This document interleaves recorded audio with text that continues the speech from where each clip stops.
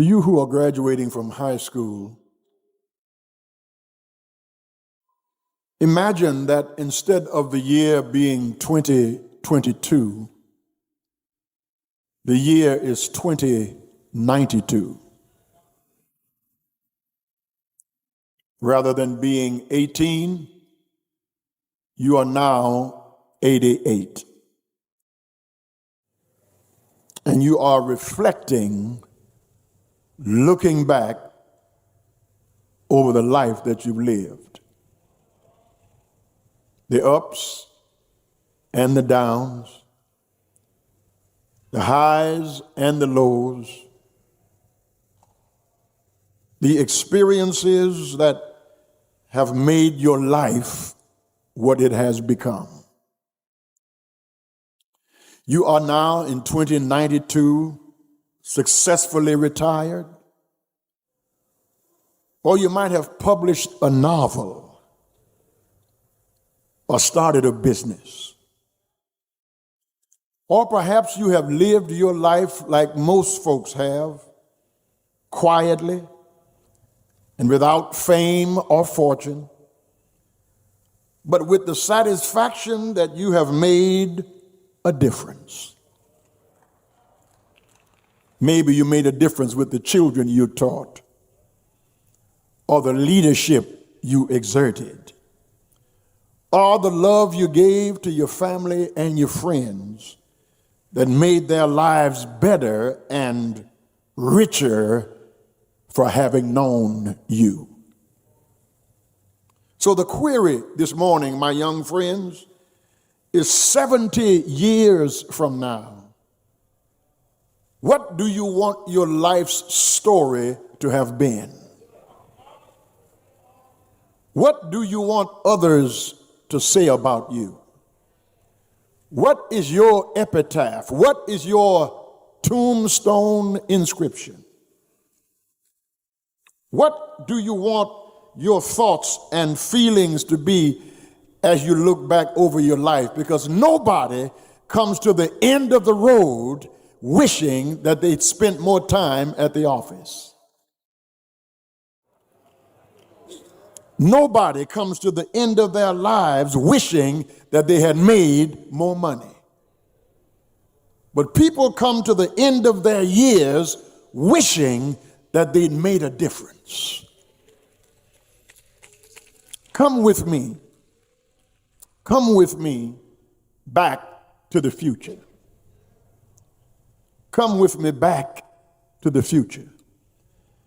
The Apostle Paul is writing to his young friend and understudy, Timothy. And he knows that if he wants to get over to Timothy what he's trying to teach him, he has to use language that Timothy will understand and, more importantly, relate to. Paul knows now that the finish line is in view. He's headed towards the backstretch. The labels of the empire are on his luggage. He's preached in Thessalonica. He's preached in Berea. He's preached in Corinth. Paul has preached in Galatia and Ephesus. He's been let down a wall in a basket.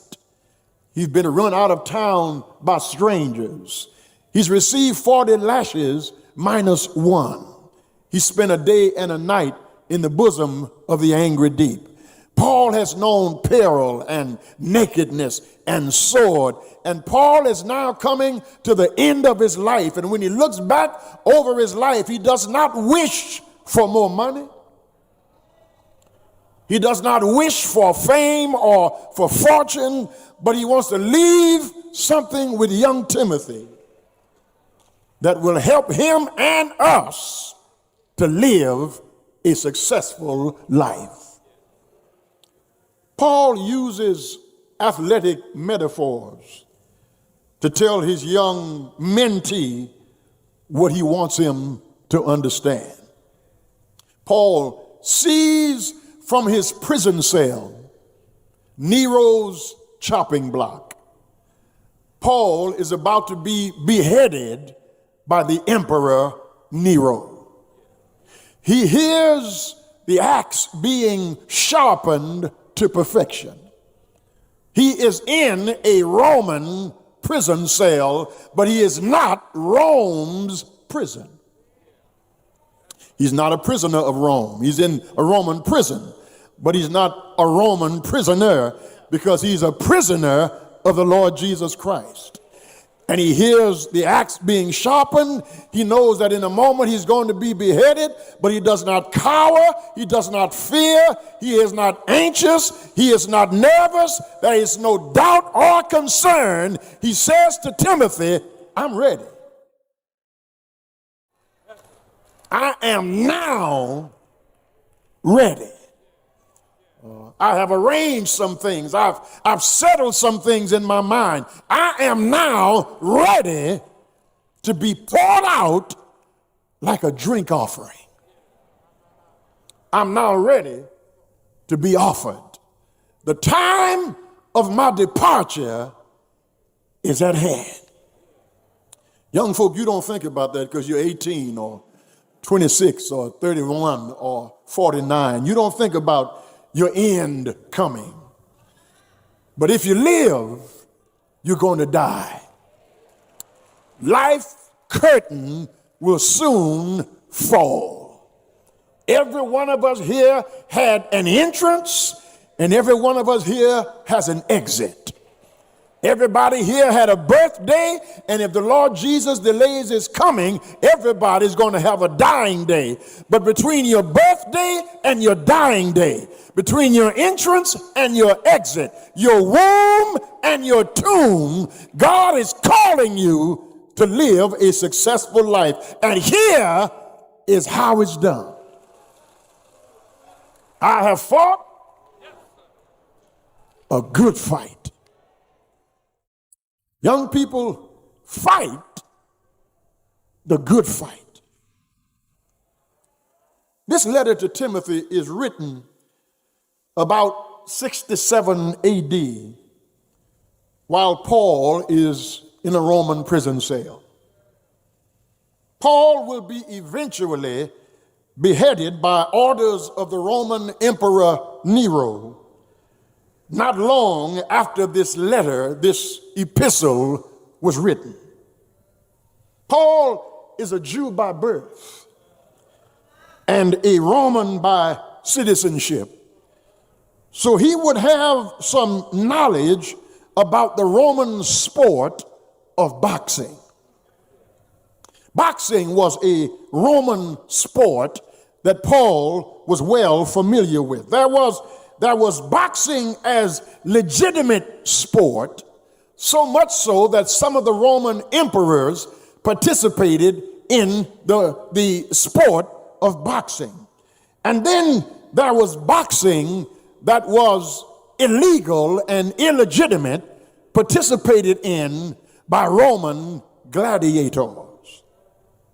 The former form of boxing with markers of Queensberry rules was participated in by Roman emperors, but then there were the latter boxing that the gladiators participated in that was dirty and ruthless and no rules.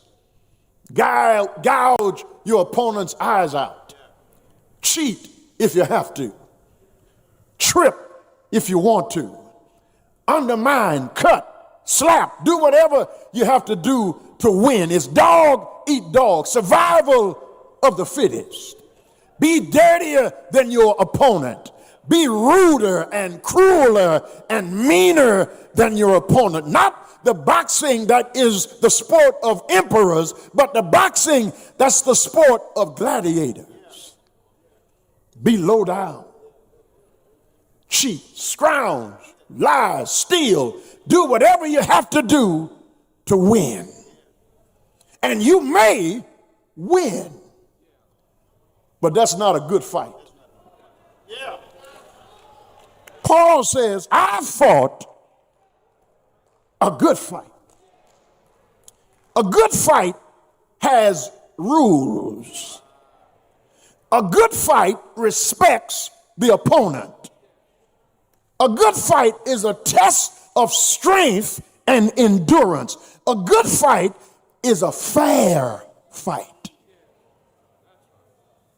Young people, when you have difficulties in your life, and there are things for which you may have to fight, there's a right way and a wrong way to state your case.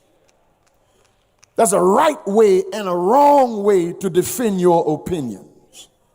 There's a right way and a wrong way to make your point clear. Life has rules. And listen, always remember that you're not fighting against people, you're fighting for a principle. Your fight is not against other people. Your fight is to defend your principles if you have some.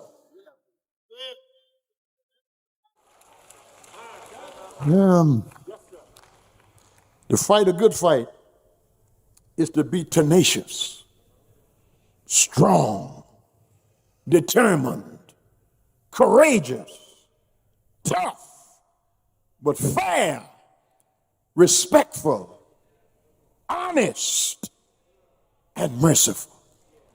Because when you fight like that, God is on your side. When your fight is clean and fair and respectful and honest, you may lose the battle, but you'll win the war. Because the race is not given to the swift. I wish I had a Bible reader. Nor the battle to the strong, but to whoever can hold out to the end. Paul says, know ye not that all of us participate in the race, but not everyone receives the prize. He said, I'm in the ring. I'm not shadow boxing. I'm not beating the air for show. I'm not trying to impress folk who come to this church. I'm in this fight to win.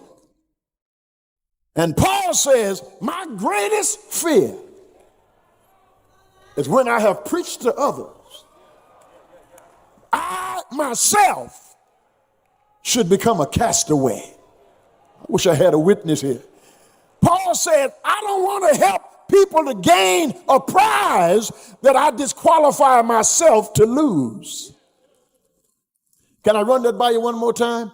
I don't want to help others gain a prize that I myself am disqualified to lose because I didn't play by the rules.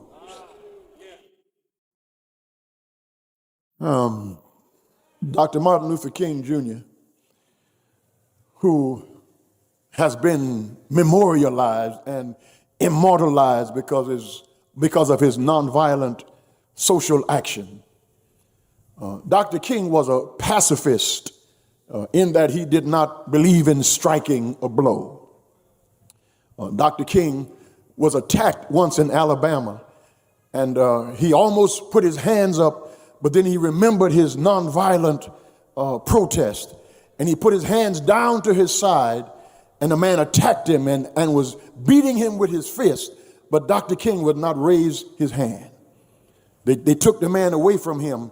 Dr. King was stabbed on one occasion and would not press charges against the person who stabbed him because he was a pacifist by his creed, by his nonviolent social activist creed. Dr. King and the Southern Christian Leadership Conference used to train in this place called Frogmore, South Carolina. And in Frogmore, South Carolina, they would go to nonviolent training. And Pastor Isidore Edwards, who was my good friend who's gone to be with the Lord, Pastor Edwards went with Dr. King to Frogmore to the training for nonviolent social action. And Isidore, who was not nonviolent, but he said Dr. King and he were friends, and he wanted to participate. He wanted to see what it was like. So he went to Frogmore and he said, the first day, because there were many whites who were sympathetic to the movement and they had joined Dr. King and the nonviolent social action movement, and there were many whites in the movement, and Isidore said he went, and the first day they met each other and they gathered and they were friends and so on and so forth. But the second day, he said the training started, and he said they would call you out of your name and say all kinds of ugly things about you as an African American. Isidore said he didn't like it, but he stayed.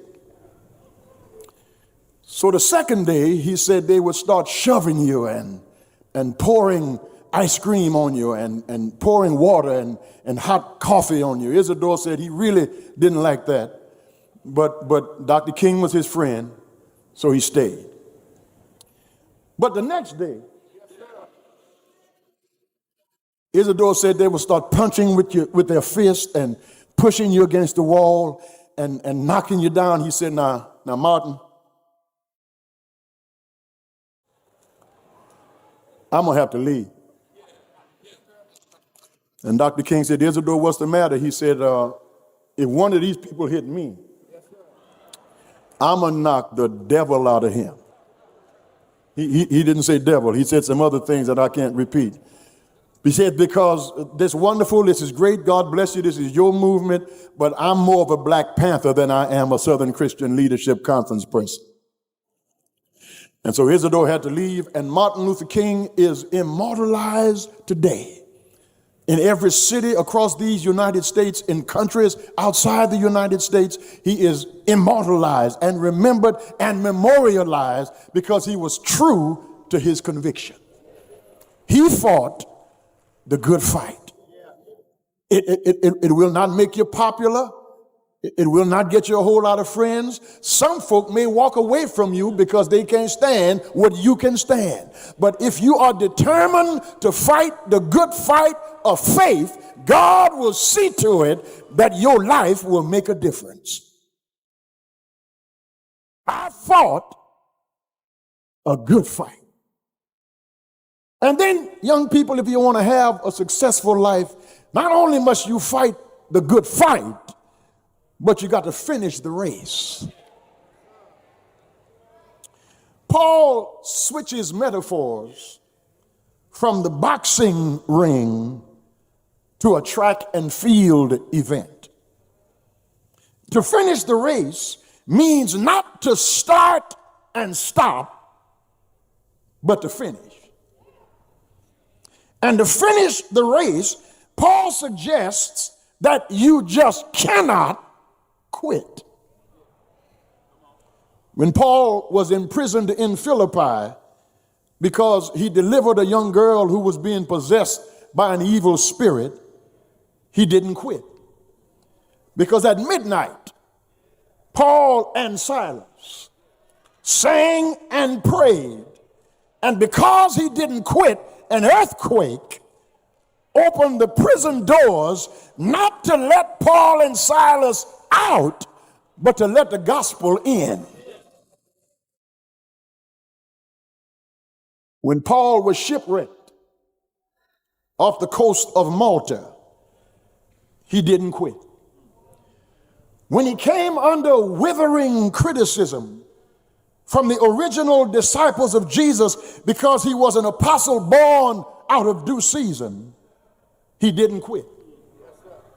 And finally, when Paul was old and tired and possibly sick, he traveled to Rome to appeal his case to Caesar, kept writing letters, praying for and preaching to everyone he met, telling the story of how God changed his life when he met Jesus on the Damascus Road. And in all of that, Paul didn't quit.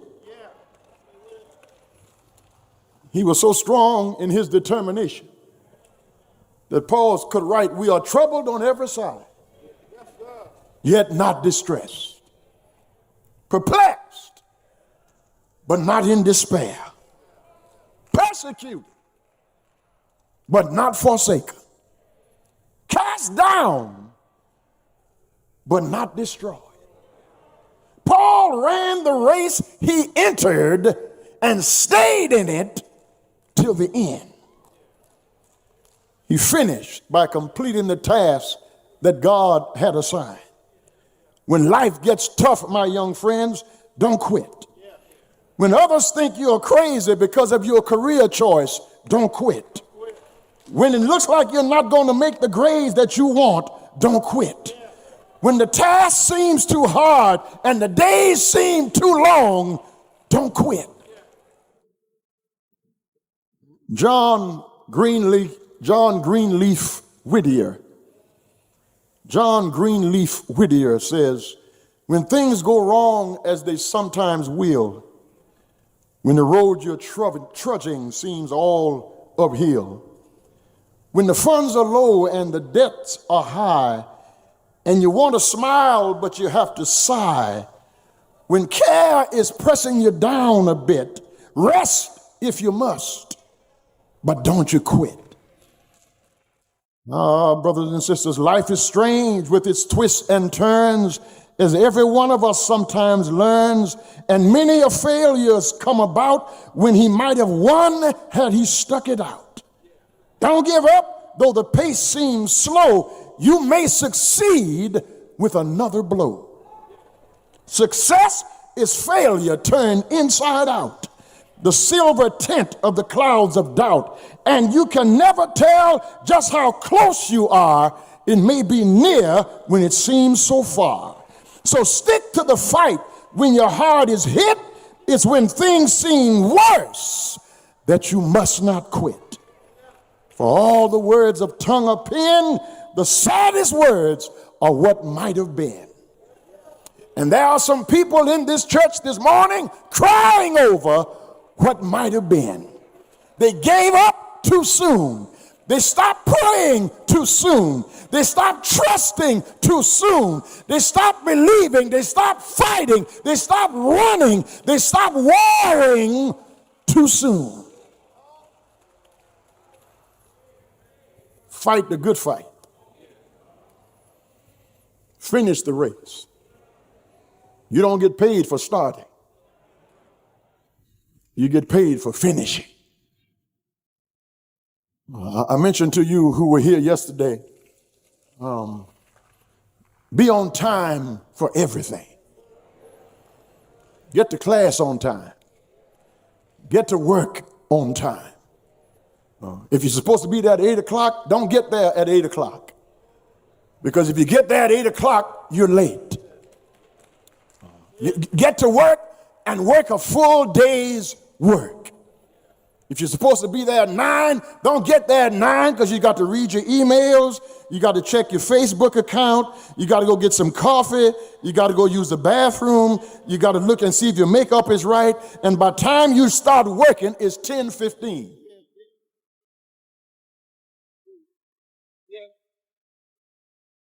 I wish I had somebody to help me preach it. Everybody who manages young people on these jobs are saying to me that they have to mother and parent them because they don't know how to dress, they don't know how to act, they don't know how to talk. You can't go to work with all your breasts out, girl.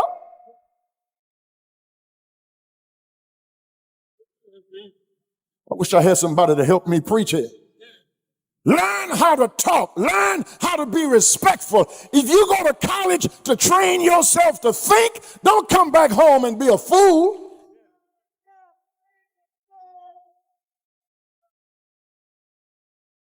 I want to say to the young people here at Lily Grove, intelligent young people, you remain intelligent. Don't lower your standards because you're trying to fit in with these people who are ignorant and going nowhere. Your mother and father or your mother by herself has sent you to school to train yourself. Don't you bring nobody home with his pants hanging down off his butt. Let that trash stay right in the street where you met him. He'll be driving your car, bringing you to work at home, watching The Young and the Restless because he doesn't have anything going for him. You've trained yourself to think. Use your head for more than a weave.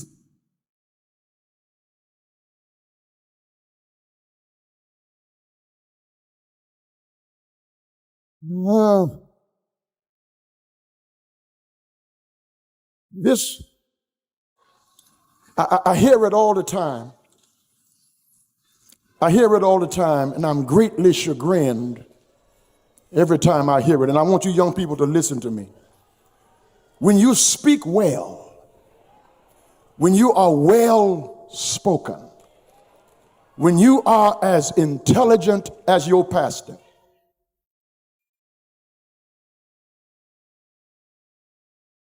when you dot every I and cross every T and pronounce every consonant and use every vowel and make sure that your adjective clauses match with your adverbial phrases. When you are intelligent, here is what they will say to you: you acting white. So the translation of that must be to talk like a fool is acting black. Black people can be intelligent. Black people can work in an office as a president or a vice president. Black people can be principals of schools. Black people can be vice presidents of banks. Every black person I know just about got a job, a house, a car, some sense. You don't have to be a fool to be black. Where is your pride in your blackness?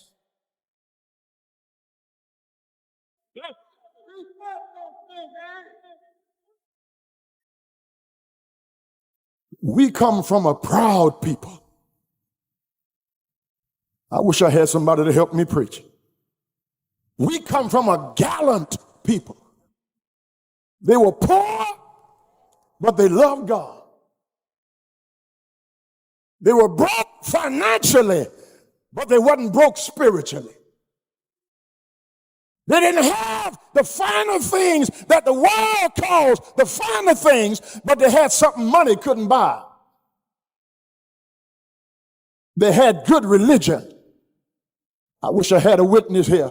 They knew how to share with one another. They would pray for one another, and their prayers would be, bless us, oh God, with that love that runs from heart to heart. I wish I had somebody who was raised like I was raised. And from breast to breast, so that we can feel one another's cares and bear one another's burden. And here we are with 2 cars in the garage. Opportunity that they've never had. And we sit down in the Lord's church and act like we don't even know who God is. But somebody ought to help me testify.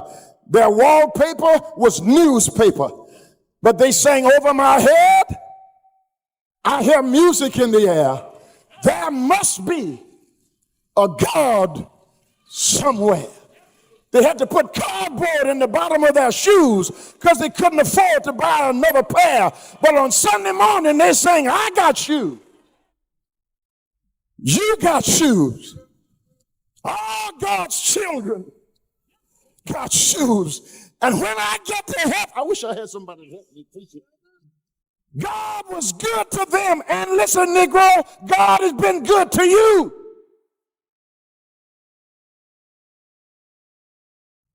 Stony the road we trod.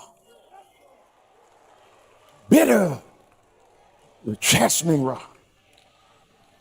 Felt in the days when hope unborn had died. Yet with a steady beat have not our weary feet strayed from the places where our Father sighed. We have come over a way that with tears have been watered. We have come treading a path through the blood of the slaughter, out of the gloomy past, till now we stand at last, where the bright gleam of our star is cast. Fight a good fight. Finish the course. I'm through now, but I'm not talking to the young folk now. I'm talking to some of us old people. Keep the faith. Now you might think that when Paul said keep the faith, you might think he's talking about orthodoxy. Keep the orthodox belief of the faith. Keep the orthopraxy. Keep the practice of the faith. But theologically and biblically, you don't change metaphors in the middle of a sentence. Paul has one thought going here, and he's not going to change thoughts because he changes what he's trying to get over to them. He's still using an athletic metaphor when he says keep the faith, because he's moved from the boxing ring to the track and field event. Now he's moving to a team sport. Paul is saying, I've kept the faith, meaning everybody has got to be pulling in the same direction. I can't pull against you if the team is pulling this way. The team is after a victory, and if somebody is on the team who does not want to participate, don't fight the captain, get off the team. Yeah. Wish I had somebody to help me preach right here.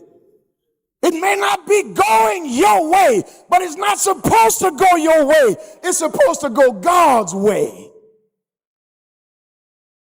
And when it goes God's way, it does not matter who's the captain. What really matters is who's pulling on the backside.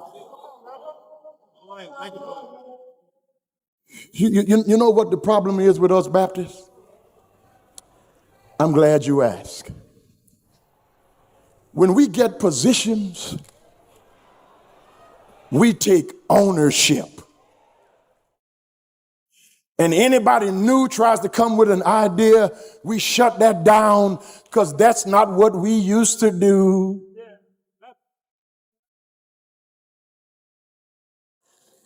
That's not how we did it before. Well, it don't mean it ain't gonna work because that's not how you did it before. It's a team effort. And sometimes you got to take one for the team. I wish I had some noise right here. Your idea didn't get picked. Just keep on coming up with ideas. Your way did not become the way they want to move. Just keep on coming up with ways to move. And even if you never get a chance to get to the leadership, just be a good follower. If you never get a chance to get to the mic to lead a song, be a good choir member. If you never get an opportunity to stand up to preach, clap for the one who's preaching.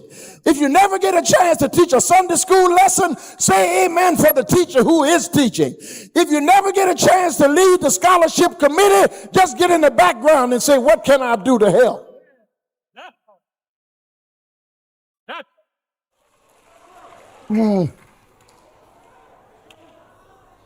Paul is talking about teamwork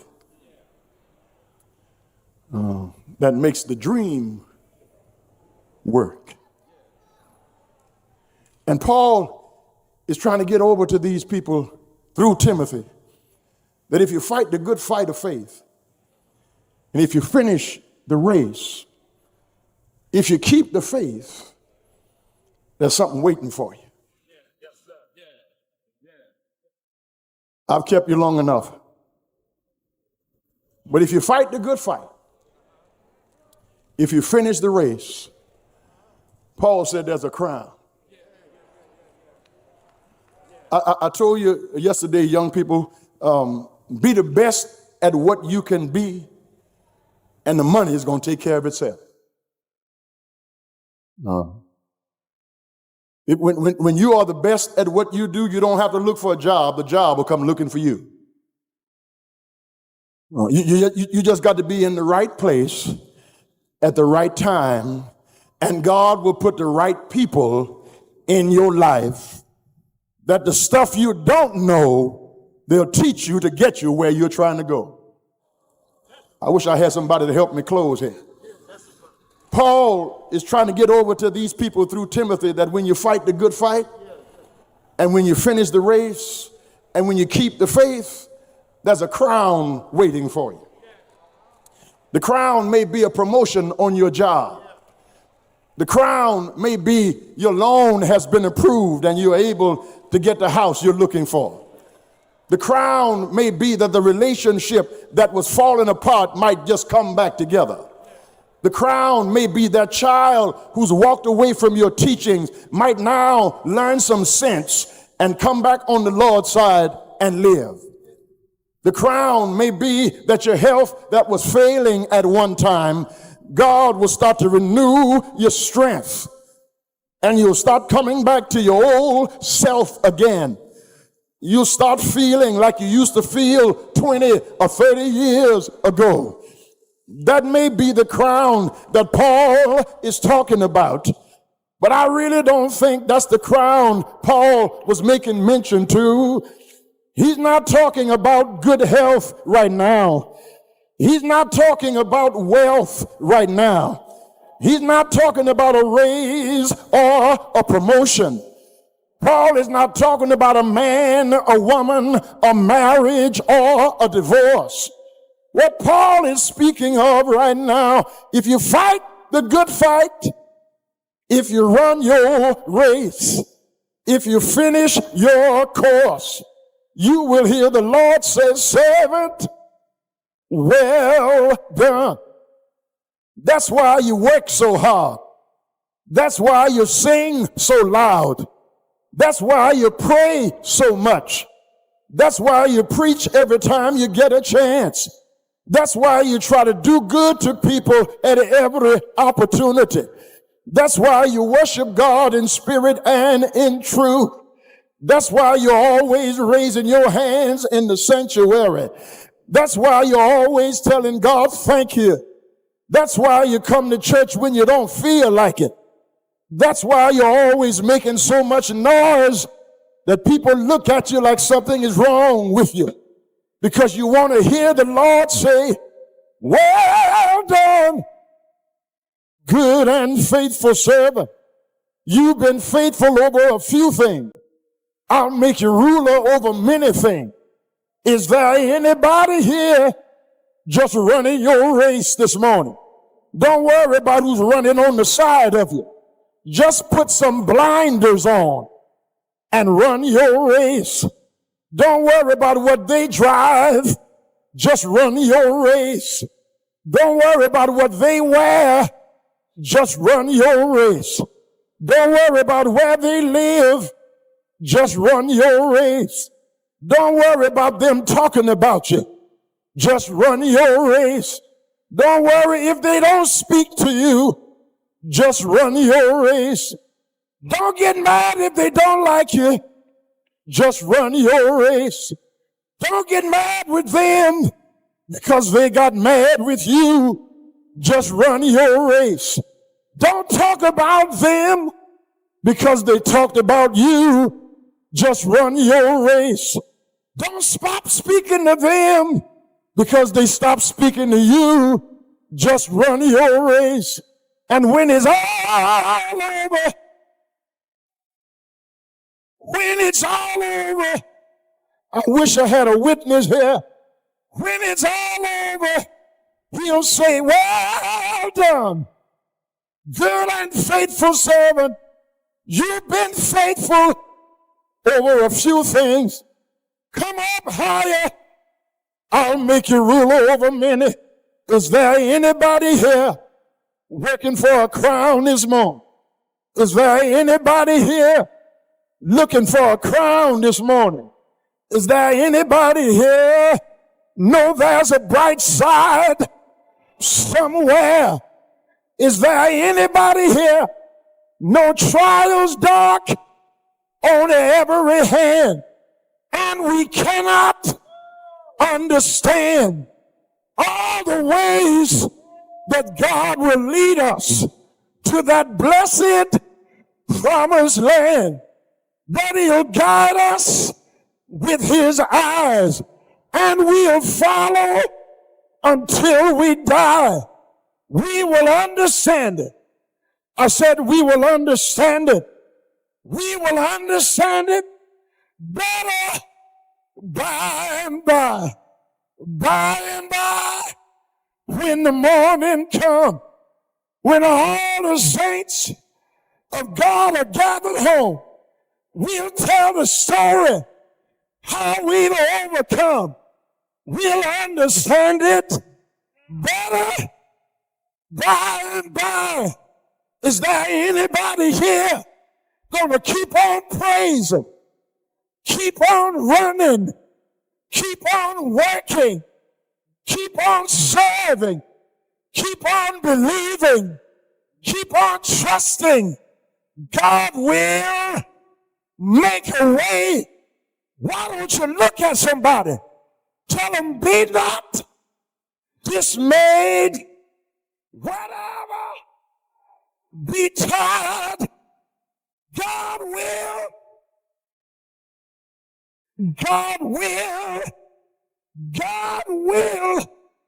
take care of you. Won't he do it? Won't he take care of you? Won't he do it? Say yes. Say yes. Yes. Yes. Yes. Yes. Yes. Yes. Yes. Yes. Won't he do it? Won't he do it? I know he's all right.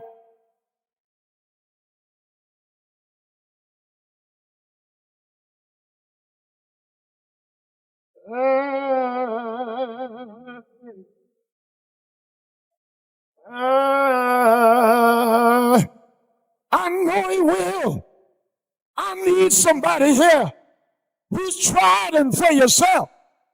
I need a witness right now. You're not playing with me. You know what God can do. You've seen God work. You watch God fix it. You watch God turn it around. If you're not praying with me this morning, come on, help me tell him thank you. Thank you. Thank you for the answer. Thank you for the deliverance. Thank you for the food. Thank you for my clothes. Thank you for my house. Thank you for my health. Thank you for my friends. Thank you for my family. Thank you. I've got a home on the other side. If you miss me from singing down here, you can't find me nowhere. Come on up to bright glory. I know he's all right.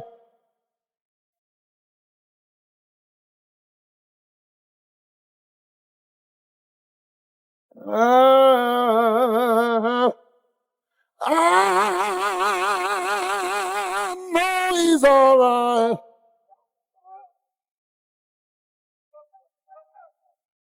I know he's all right. He walks with me. He talks with me. He tells me I am his own. And the joy. Do you have joy? Go ahead and shout. Don't wait till the battle is over. Go ahead, shout right now. Thank you. Thank you. I know he's all right.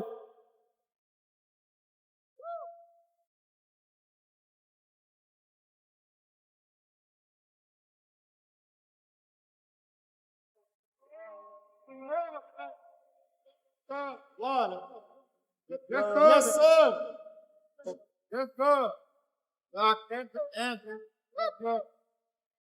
Ain't for me. Yes, sir, bro.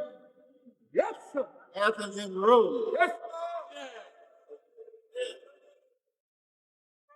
sir. Yes, sir.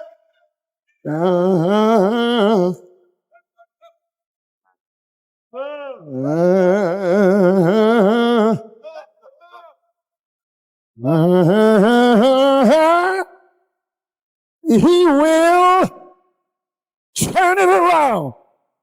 He will bring the sunshine back in your life. He will put a smile on your face. He will wipe tears from your eyes. He will open the door that was closed in your face. He will. He will. He will. He will. He will. He will. I know he's all right.